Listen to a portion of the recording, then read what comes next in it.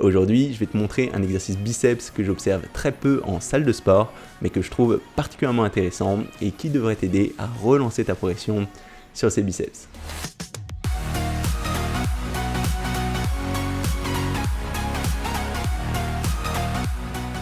Salut, c'est Nico et aujourd'hui je voulais te montrer un exercice biceps que j'observe très peu en salle de sport mais que je trouve très intéressant et qui, je pense, pourrait t'aider à relancer ta progression sur tes biceps et à construire des biceps globalement plus complets. Et cet exercice, c'est une variante d'un autre exercice qui est pour le coup très populaire, à savoir le curl marteau, qui est un très bon exercice pour mettre l'accent sur le muscle brachial, en plus de permettre de cibler tout l'ensemble des biceps avec des charges relativement lourdes. Et ce muscle brachial, il est important parce que c'est un muscle qui passe sous le biceps, qui va être en grande partie responsable de l'ensemble de la masse de la zone, vu que quand il va être plus développé, il va pousser le biceps vers le haut, mais il va être surtout responsable de la largeur du biceps vers l'extérieur, parce que c'est ce muscle qui va constituer la petite boule que tu vas voir vers l'extérieur quand tu vas venir plier le bras. Donc le curl marteau, il est très bien pour travailler ça grâce à la prise neutre qui permet de mettre plus l'accent sur ce brachial, mais le souci avec cet exercice, qui est un souci avec plein d'exercices de curl, c'est le fait qu'au début du geste, quand le bras est tendu, on va avoir très peu de tension.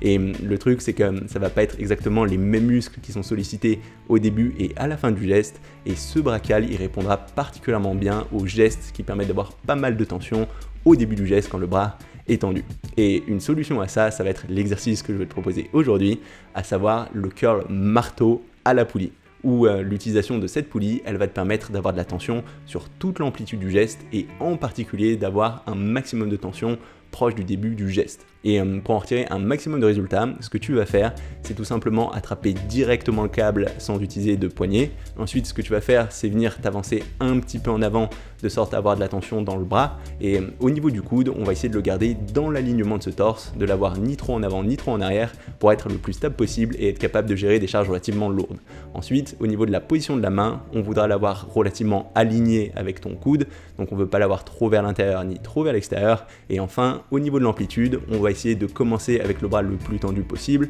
vu qu'on veut se concentrer surtout sur le début du geste. Après, si jamais tu sens que ça vient tirer un peu au niveau de l'articulation du coude, n'hésite pas à garder un petit angle et à pas tendre complètement ce coude, sans quoi tu peux te blesser. Et ensuite, tu vas t'assurer d'avoir une amplitude bien complète en pliant complètement le bras, en allant jusqu'à ce que ton avant-bras vienne toucher ton biceps. Et au niveau de la vitesse d'exécution, on essaiera d'être relativement explosif sur la remontée, mais de bien contrôler le geste sur le retour pour être sûr de ne pas avoir d'à-coups, de ne pas se faire mal au niveau articulaire et de toujours garder la tension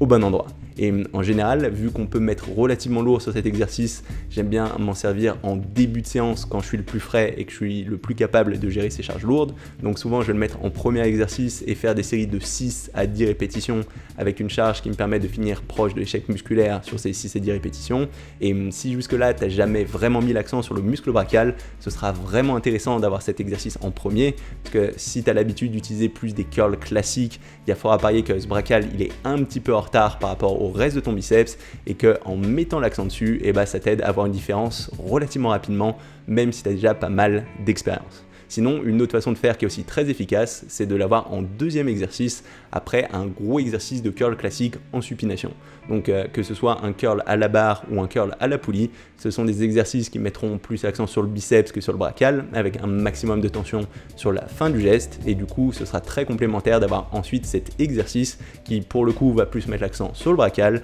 et qui aura un maximum de tension plutôt au début du geste. Donc c'est vraiment intéressant d'avoir ce profil de tension, c'est quelque chose qu'on n'a pas habituellement sur la plupart des exercices biceps, et si tu n'as jamais fait ce genre d'exercice, ça devrait t'aider à relancer rapidement ta progression. Donc voilà, ça va être tout pour cette vidéo. Si jamais elle t'a plu, n'hésite pas à mettre un petit pouce bleu ou un petit commentaire. Aussi, pour t'aider à mettre tout ça en place, je t'ai préparé un petit PDF avec des exemples de séances biceps qui reprennent cet exercice. Comme d'habitude, ce PDF, il est accessible à toutes les personnes abonnées à ma newsletter. Donc si ça t'intéresse et que tu as envie de recevoir mes mails, n'hésite pas à t'inscrire maintenant en cliquant sur le lien dans la description de cette vidéo ou sur la petite icône qui va s'afficher d'ici quelques secondes. Et si tu n'es pas encore abonné à ma chaîne YouTube, tu peux le faire maintenant pour savoir quand je sortirai